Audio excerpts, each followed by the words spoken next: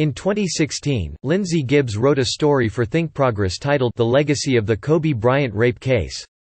In that piece, Gibbs describes the sexual assault case against Bryant, how it didn't proceed when the alleged victim reportedly declined to cooperate with prosecutors, and what the ramifications of it look like more than a decade later. Slate's Hang Up and Listen podcast spoke to Gibbs, author of the Power Plays newsletter on women in sports, about how the rape case was discussed in the early 2000s and how it's been covered in the aftermath of Bryant's death. Below is an edited transcript of that interview.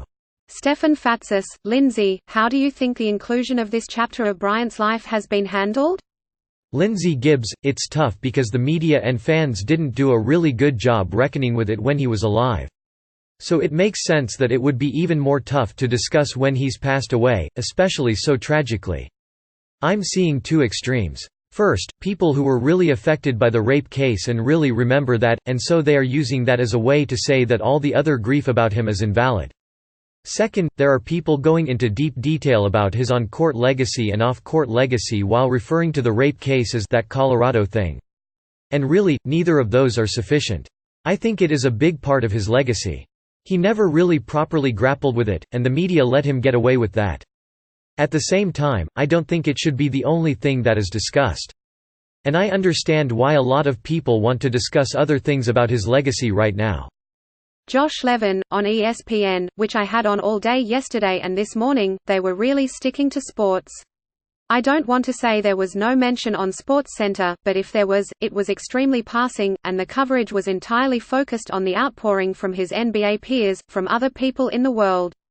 ABC News also did a special report that only mentioned the sexual case very, very glancingly and was extremely hagiographic towards Kobe.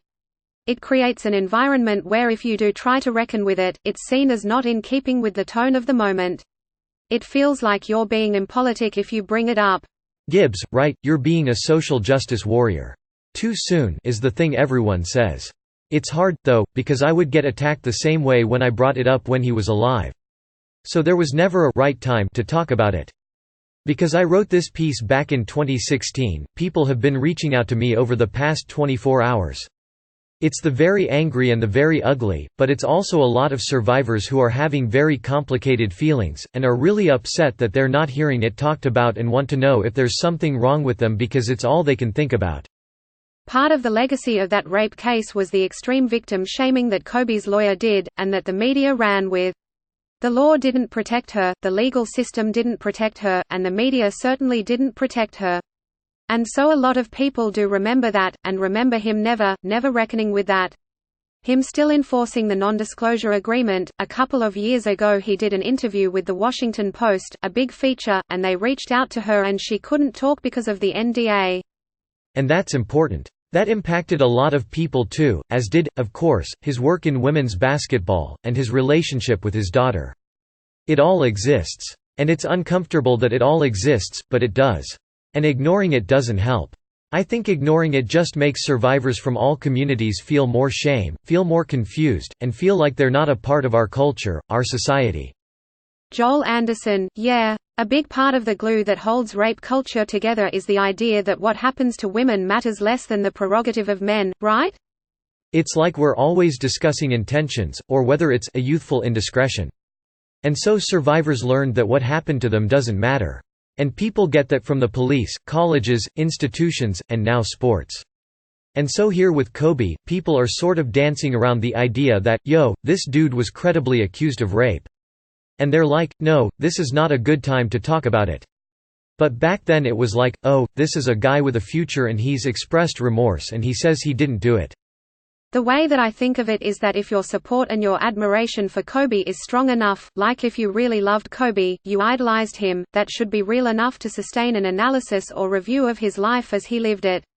Nobody is telling you how to mourn or that you can't feel sorry for the fact that he died or that it was a tragedy, because it is.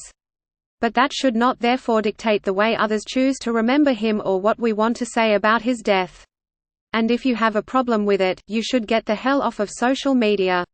You should turn off the TV and mourn on your own time. But I don't think that anybody should get mad at people for wanting to talk about, hey, did he make proper amends? How did this affect the victim? I mean, the victim today is watching all of this. Gibbs, she's watching all of it.